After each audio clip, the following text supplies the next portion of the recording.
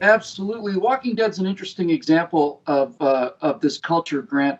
First of all, the one thing that's really fascinating and really makes the show work is that they finally figured out a victim that you can shoot. And not only do you not feel bad about it, you're kind of doing them a favor. Even if you were shooting Nazis, you'd still be shooting people. But when you're shooting undead zombies, you're not only not harming them, you're actually kind of helping them. You're putting them out of their misery. So, as a person to shoot at, a zombie's about as good as it's going to get. But I saw something online about this a couple of years ago, and I'm paraphrasing. I wish I had it exactly. But somebody said, in a society that doesn't allow you any adventure, then the only adventure is the destruction of that society. And I think that's really, really profound.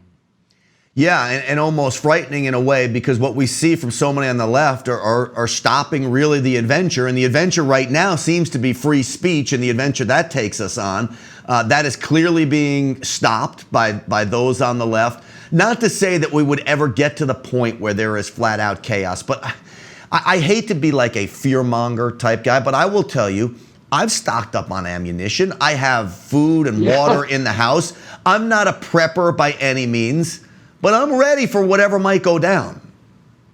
That's the beauty. That's really the genius, I think, of The Walking Dead, because what The Walking Dead does is it gives people who've never had a chance to be tested a chance to play around in their mind whether or not they could pass the test.